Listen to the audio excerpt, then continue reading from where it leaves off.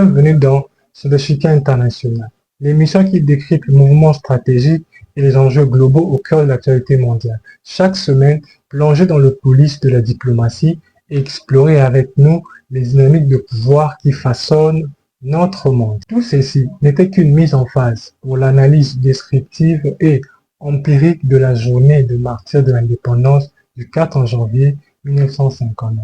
Avec les yeux d'internationaliste que je suis, contexte historique. La journée des martyrs de l'indépendance, commémorée chaque 4 janvier en République démocratique du Congo, est un hommage rendu aux Congolais tués lors des manifestations de janvier 1959 à Léopoldville, aujourd'hui Kinshasa. Contre les régimes coloniaux belges, ces événements marquent un tournant décisif dans la lutte pour l'indépendance. Origine de manifestation. En janvier 1959, le parti Abako, dirigé par Joseph Kasavubu, appelle à une manifestation pacifique pour réclamer l'indépendance immédiate. La manifestation dégénère en affrontement violent lorsque les forces coloniales belges repriment brutalement les protestataires. Bilan de morts. Bien que le nombre exact de morts reste contesté, on estime que plusieurs centaines de Congolais ont perdu la vie. À retenir, ces événements ont accéléré la prise de la conscience internationale et ont contraint la Belgique à entamer un tissant à l'indépendance du Congo le 30 juin 1960. L'implication des acteurs nationaux.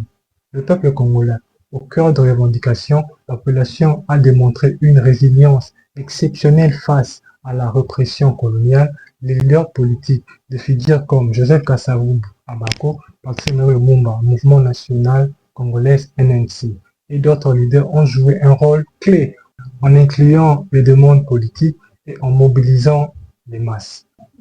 Acteurs internationaux, la Belgique coloniale. En tant que puissance coloniale, elle a tenté de freiner les aspirations nationalistes avant de céder face à la pression internationale et à l'intensification des mouvements locaux. Les Nations Unies, bien qu'encore balbutiantes dans son approche de décolonisation, l'ONU a joué un rôle d'observateur critique de puissance mondiale. Dans le contexte de la guerre froide, les États-Unis et l'URSS voyaient le Congo comme un enjeu stratégique, influençant les dynamiques politiques. Engagement citoyen. L'esprit de sacrifice de martyr devrait inspirer une nouvelle génération de citoyens à s'engager activement pour un Congo prospère, stable et souverain. Rôle de la communauté internationale, assistance au développement durable. Les partenaires internationaux doivent renforcer leurs appuis à des projets de développement économique et social, prévention de conflits.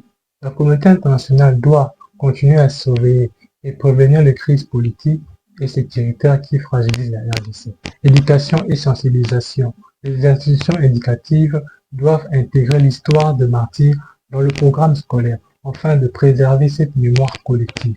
Pour clore la journée de martyrs de l'indépendance est bien plus qu'une simple date commémorative. Elle incarne une lutte intemporelle pour la dignité, la liberté et l'autodétermination.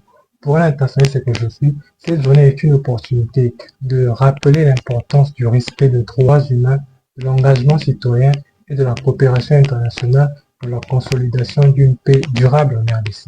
L'héritage de martyrs doit être préservé, valorisé et utilisé comme un levier pour bâtir notre Congo résilient et tourné vers l'avenir. C'était l'échiquier international, l'émission qui décrypte le mouvement stratégique et les enjeux globaux au cœur de l'actualité mondiale. À la prochaine.